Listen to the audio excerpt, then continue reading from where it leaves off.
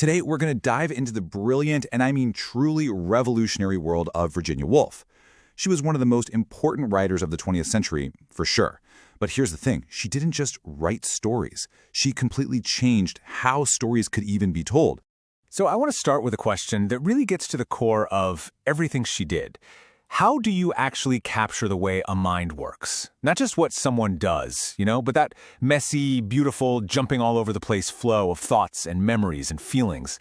This was the exact puzzle Virginia Woolf was determined to solve.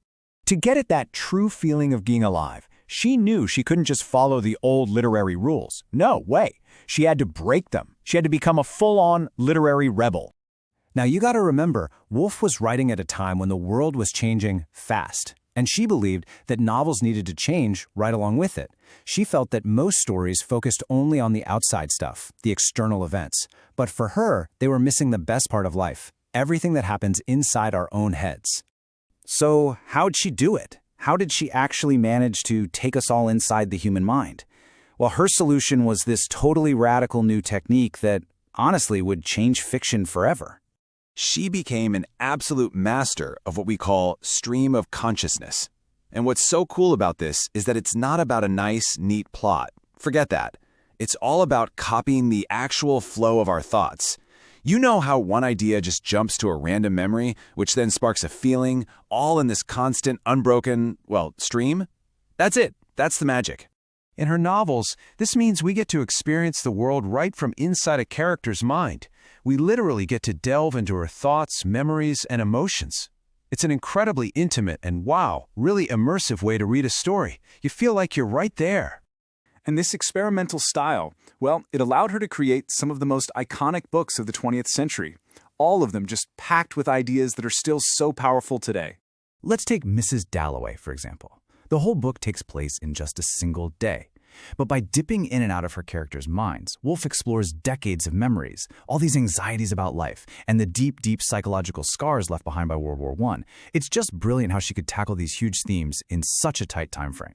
And her rebellion wasn't just in her fiction. In her nonfiction, like A Room of One's Own, she made this incredibly powerful argument that's still a cornerstone of feminism. The crucial point she made was this. For women to be truly creative, to contribute their voices to culture, they need two things: financial independence and a physical space of their own, away from all the interruptions. So yeah, Woolf's work wasn't just a couple of one-off experiments. She was building a truly revolutionary legacy, one that was going to change literature for good. Just look at this streak she had in the late 1920s. It's wild.